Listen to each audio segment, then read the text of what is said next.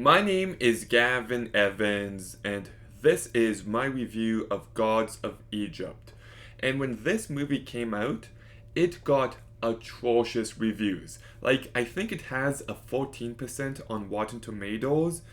Everybody, and I mean everybody, just tore this movie apart. But when I saw it in 2016, I told everyone it was awful, but the truth is, I had a blast with it. I called it so bad that it's good. I called it a guilty pleasure, but it is a movie I enjoyed myself with. So I just rewatched it for the very first time, and I love it. I think this is a great movie. In fact, I would say it's one of the most underrated movies ever.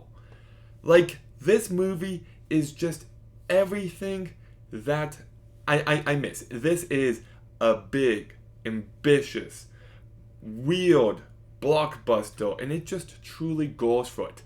There are these snakes that breathe fire, there's this girl that can control people if they aren't in love. There's Egyptian gods transforming into these mecha bots, shooting lasers at each other.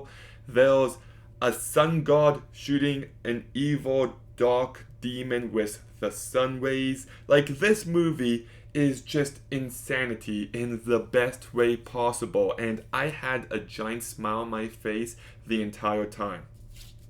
It's just so unafraid to be goofy.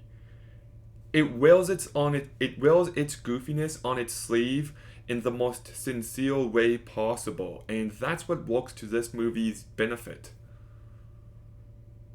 And it's just so unique.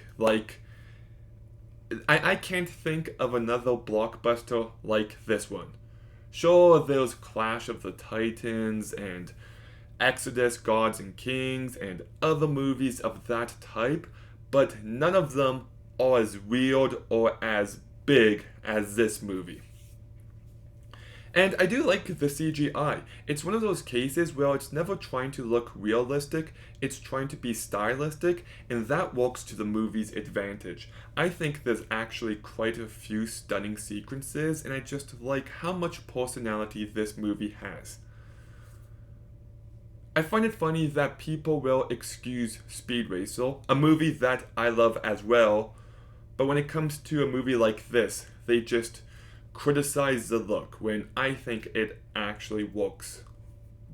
It fits this movie's tone.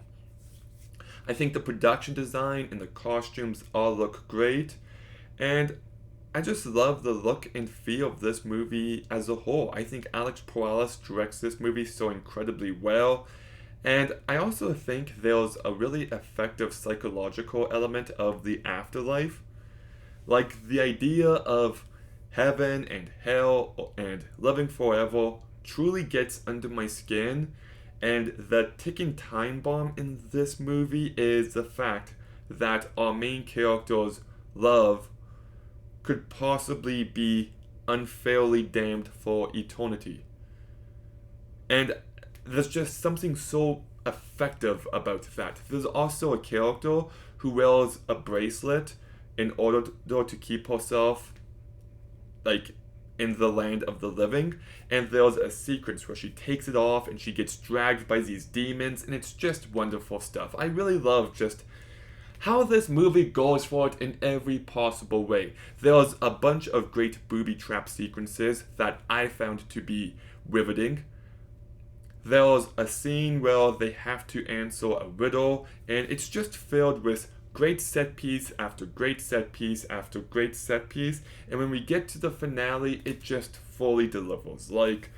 It's just so weird and so goofy, and I just love it. That's my thoughts on this movie summed up. It's just a delight. And the story does work completely for me. This evil god taking over this kingdom and just turning everyone into slaves, changing the rules of the afterlife. I thought that was great. I love this guy trying to save the love of his life. That's great. I like the relationship between Beck and Horace redeeming himself. I thought that was great. So the script also completely works for me as well. It might get a little convoluted at times. There's something they're trying to accomplish the entire movie that doesn't work in their favor, so you do wonder if they could have done it better, but honestly, I wasn't too bothered by it. Like, there's actually a moment where the evil god takes all these different parts of the different gods to make his mecha suit more powerful, and I'm just like, this is awesome. Like, this is all I want from a movie of this type. The cast also does a really good job. Nicola Coster-Waldau, I think, does a very good job here. He has plenty of personality, and I like how giant the gods look. It's just very entertaining. Brenton Thwaites definitely reminds me of Aladdin in this movie, but I think he did a good job. When he needs to show sadness, I think he falters a little bit, but in terms of a charismatic presence, I think he keeps this movie going and keeps it entertaining. Gerard Butler, I think, does a very good job here. Some of his dialogue is so awful, but he just completely sells you on it. After 1,000 years of peace, what have you accomplished? And he just sells you on it. I love it. Elidor Lang and Courtney Eaton, I think, both do a very good job. And Jeffrey Rush, I think, is delightful as well. So, yeah, this movie might be hated. Everyone else might hate. Like, I don't know. I love it. I just do. My biggest issues are that it can be convoluted, like I said, but also at 2 hours and 10 minutes, I feel like it could have been tightened up just a little bit. They could have trimmed 10 to 15 minutes, but I love this movie. I have a blast with it. It's big, it's ambitious, it's weird, it's goofy, it's entertaining, it can be funny, it can be thrilling, it can be action-packed. It just delivers in almost every way. Like, it's not your traditional blockbuster, and that's what I love so much about this movie. It just has so much personality. It feels like its own thing entirely. I love the mythology of these Egyptian gods and how they choose to explore that. I love what Alex Proyas brings to this movie. Visually, it works for me. I love it. I'm giving Gods of Egypt an 8 out of 10. And that rating could go up.